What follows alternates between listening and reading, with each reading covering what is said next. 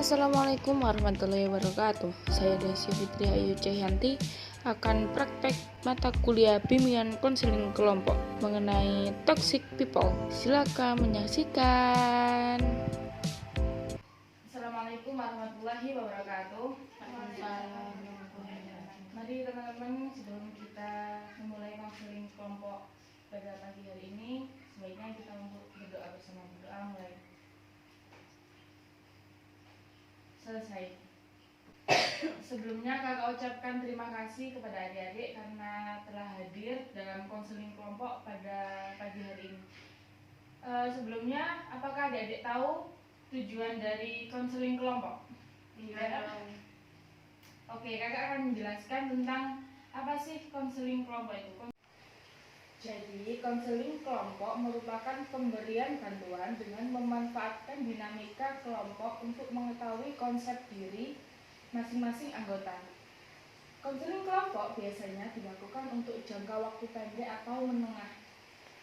Melalui konseling kelompok memungkinkan terjadinya komunikasi antar pribadi di mana dapat dimanfaatkan untuk meningkatkan pemahaman dan penerimaan diri terhadap nilai-nilai kehidupan dan segala tujuan hidup serta untuk belajar perilaku tertentu ke arah yang lebih baik dari sebelumnya.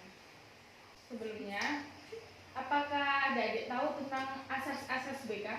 Bimbingan konseling? Tidak. Oke. Kakak akan menjelaskan tentang asas-asas BK. Asas-asas BK itu ada dua. Yang pertama, asas kesukarelaan, di mana kalian tidak ada paksaan untuk datang konseling kelompok. Dan yang kedua yaitu asas kerahasiaan. Jadi adik-adik nggak perlu khawatir kalau cerita adik-adik itu tersebar di kalangan umum. Oke, kemudian kakak ingin tahu nama adik-adik ya.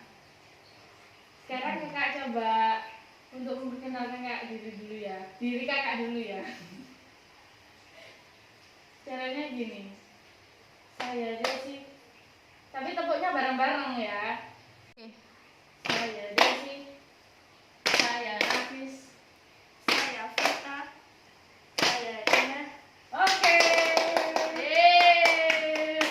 Sebelum materi saya sampaikan, apakah adik-adik sudah siap menerima materi pada pagi hari ini? Siap. Baik. Apakah adik-adik tahu tentang toxic people itu apa? Tidak. Oh, tidak tahu. Baik, kakak akan menjelaskan tentang toxic people itu apa. Toxic people adalah orang yang membuat kamu nggak menjadi dirimu sendiri ketika kamu berada di dekatnya. Alih-alih mendapat kenyamanan dari pertemanan kalian, justru kamu akan merasa nggak nyaman dan nggak bahagia ketika di dekatnya. Entah karena omongannya yang bikin kamu tertekan, atau gaya hidupnya yang bikin kamu minder, atau alasan lainnya yang membuat kalian jadi nggak nyaman dan nggak bahagia di dekatnya. Kemudian, cara menghindari teman toxic people itu gimana sih? Yang pertama, berani berkata tidak untuk hal yang tidak kamu inginkan. Dan yang kedua, jangan terlalu terikat dengan orang yang dianggap toksik. Yang ketiga, respons apa yang dikatakannya dengan santai dan tidak perlu ikut tersurut emosi. Dan yang terakhir, keempat, yaitu hate si toksik dari media sosial. Karena biasanya kalau kita bikin story dan nama dia muncul kan kita gak nyaman gitu kan ya. Baik, kakak akan bertanya tentang materi apa yang kakak sampaikan tadi kepada adik-adik. Siapa yang bisa menjelaskan tentang toxic people itu apa? Saya. Toxic people adalah orang yang membuat kamu nggak menjadi dirimu sendiri ketika kamu berada di dekatnya. Alih-alih mendapat kenyamanan dari pertemanan kalian, justru kamu akan merasa nggak nyaman dan nggak bahagia ketika di dekatnya. Entah karena omongannya yang bikin kamu tertekan, gaya hidupnya yang bikin kamu minder, atau alasan lainnya yang membuatmu jadi nggak nyaman dan nggak bahagia di dekatnya. Oke, baik. Selanjutnya tentang cara untuk menghindari toxic people itu bagaimana? Siapa yang ingin menjelaskan? Saya, Kak. Iya, baik Devita. Untuk yang pertama, berani berkata tidak untuk hal yang tidak kamu inginkan. Lalu yang kedua adalah terlalu terikat dengan seorang yang dianggap toksik. Yang ketiga, respon apa yang dikatakannya dengan santai, tidak perlu ikut tersulut emosi. Dan yang keempat, hate si toksik di media sosial. Baik, jadi tepuk tangan untuk kita.